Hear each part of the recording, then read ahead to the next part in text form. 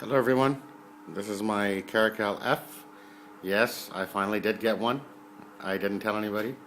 Right now you're looking at it in stock form. I am going to go ahead and give it a trigger job and then do another video. All apart and well, I don't know if you can see clearly or not. I'm doing this video out of my iPhone. It's all empty all in here. Got to be careful when you take it out. Springs do fly out. This is the little centerpiece with the rear sight on it. I'm going to have to remove it one more time down the road. Good quality work. Much better than what I expected. This area is the slot where the spring for the disconnector and the extractor sits. And you can see them. It's a nice little piece. Tin coated.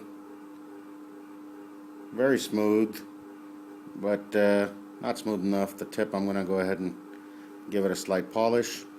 Here's the little bitty piece for the disconnector, and it's basically this round surface here that I'm just going to go ahead and polish up. And here, of course, is the firing pin.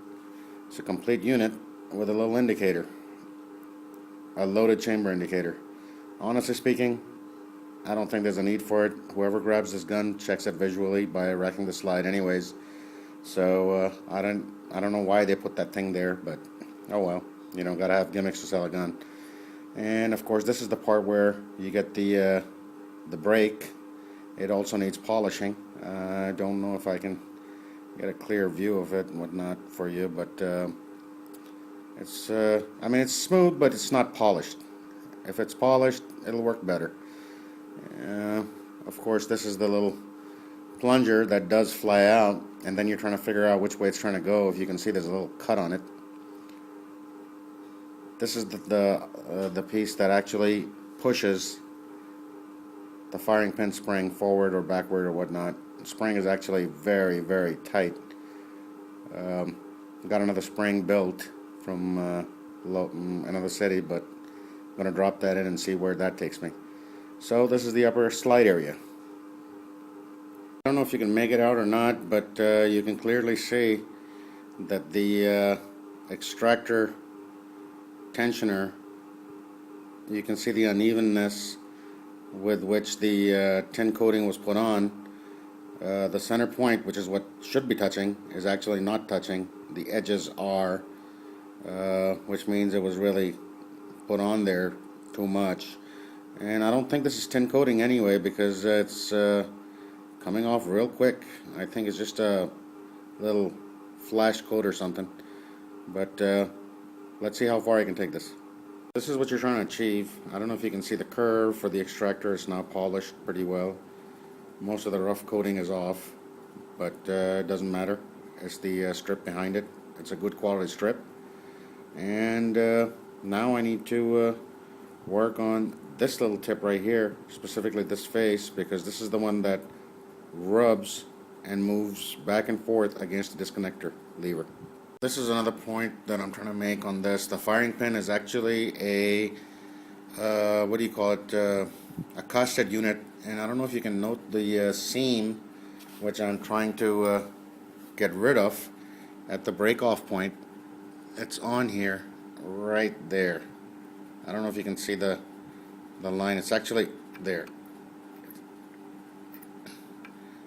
And also on this side of the die in which this firing pin was casted, there's a little sink. So you know, somebody's spending all this money.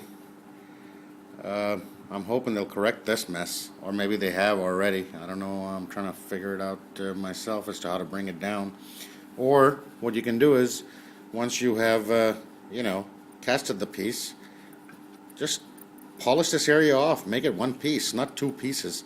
This is where your sear actually slips down from and lets the firing pin go forward and slam down the cartridge.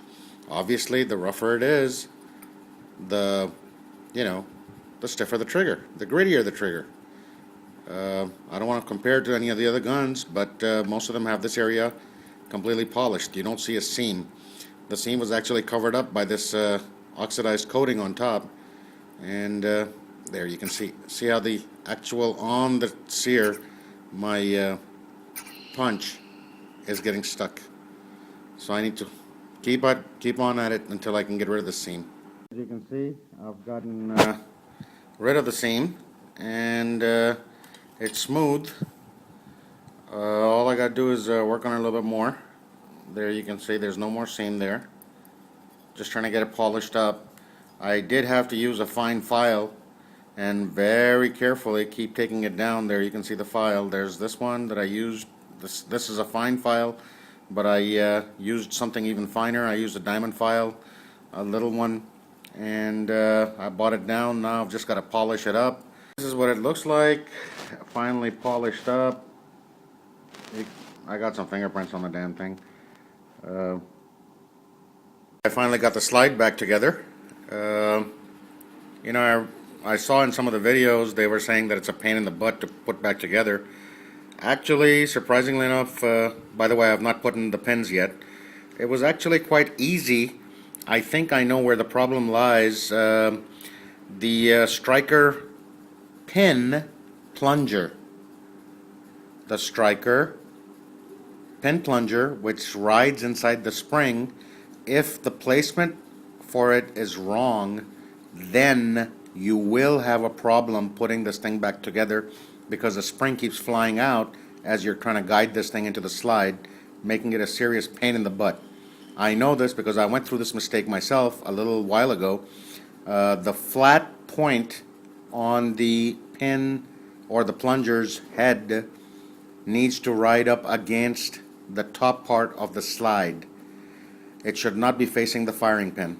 That was my mistake, and that's exactly the way they have shown it in the manual as well, in the exploded parts diagram. Once I did that, everything went back together rather quickly. Actually, a lot more quickly than before this attempt, when I put the plunger in wrong. So there you have it. The slide is complete, and now we're going to move over to the frame. Point to note before assembling it: when you're putting back in the dowel pins, make sure that the longer one goes in the rear and the smaller one goes in the front. Obviously, if you drove them out from left to right, then they will go in from the left, hitting it so that they go in on the right. Assemble the gun back together just to check if everything went properly for the slide. I've been dry firing it, testing it over and over again. My God, what a difference. The trigger is so light. And when it comes time for testing, I've invited a couple of people, and they will vouch for this. The trigger is actually so smooth and light, it's unbelievable. So God bless. I'm going to move on to the frame. It's night. I couldn't wait anymore, so I decided to work on the frame. As you can see, it's completely empty now.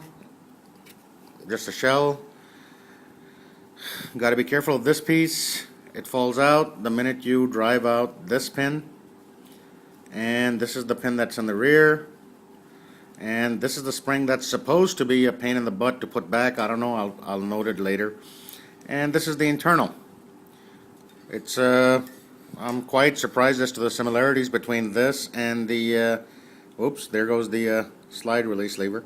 Anyway, as to the similarity between this and the Steyr M9, as they also have an internal frame just like this, pulls right out with all the internal mechanisms inside it. Of course, in the Steyr, you've got this huge little block over here, which controls the sear engagement and whatnot. Whereas in this one, it's more like a Glock. You've got a little lever stuck in there and all kinds of stuff. So, well, let's see. I'm going to go ahead and start opening this sucker up as well. I want to make this trigger as light as possible. I've made it pretty light as it is. I'm sure when others fire it, then they'll realize it, but I want to go further. So, off to work I go. One of the first things I'm going to do is this slide release. And basically what it is a lot of people complain that it's sticking out too far and this and that for releasing the slide. I disagree. The slide release should be extended out. If it wasn't, then Glock wouldn't be selling it as an option, nor would other customizers of pistols. The only fault I do see with this slide release is that this area, which has been trimmed or cut or whatever out of a stamping part, let me get the little pin. It's right here, this edge, this little edge. It should have been softened up. Basically, kind of when you depress the lever, it kind of cuts the thumb, or at least lets you know that's there. So I'm gonna go ahead and kind of round it off a little bit, and then move on to the other things. After about an hour of fiddling around with the frame, or I should say the internal frame that fits in the plastic body, I was finally able to undo the damn thing. This is where they've added some serious complications. I mean, not complications. It's good to have if you're never going to modify a gun, but everybody knows, everybody likes to modify their weapons with accessories. First of all, these two pins, they hold this plastic piece, which holds the disconnector in place. I mean, getting these pins out, I couldn't do it. I was able to get one of them out. The other one, it was actually opening up the inside of this structure rather than coming out. So what I did was I just popped out the top pin and just rotated this enough so I can get the trigger out. Otherwise, the trigger, there is no way for that trigger to come out. I have polished the internal rail cut over here, polished up the rail a little bit. I have polished up the actual trigger bar where the engagement takes place against the firing pin, and I've polished up this little lip on which the trigger bar rides up, and also the corner, and I reassembled it up. Thus far, the reassembly has been very easy. I don't know what the people are talking about as far as the spring goes. I'm assuming it's this spring, which is going to be a pain in the butt, but I don't know. I think this won't be that complicated. Anyways, let me go ahead and get back to assembly. Okay, I finally got the gun back together. There's still one thing that needs to be done to it. I have not been able to do that yet. I'll probably get it done in the next 3-4 days. And that is, I'm actually going to cut the top of the slide and finish planing off on a milling mill the rear sight off. And I'll probably put something like a Warren tactical rear sight on there, because those are really nice. This piece, you can see a slight silver on it. I smoothened it up, and it no longer bites into my thumb whenever I'm pulling it. The trigger job has become ridiculously amazing. The rough texture finish that you see, the sand grit, is actually for a Glock, but it's so malleable that I was able to put it on this gun, giving it a great feel now. I don't know why when they were redesigning this gun, they did not think about doing something like a texture on the grip like the RTF2 or RTF3, so the gun grabs, because in these sweaty climates the grip does tend to slip. I did see on a video a while back on YouTube that removing this pin and then reinstalling it back into the gun is going to be the biggest bleep on the planet. Well, let's just say this, put it this way, I feel like saying bleep myself. It took me at least 45 minutes just to get that damn spring in between the pin. And aside from that, everything else just went in like butter. I'm dying to fire this thing. I probably will, but you know what? I'm going to wait off until I install the rear sight on this thing.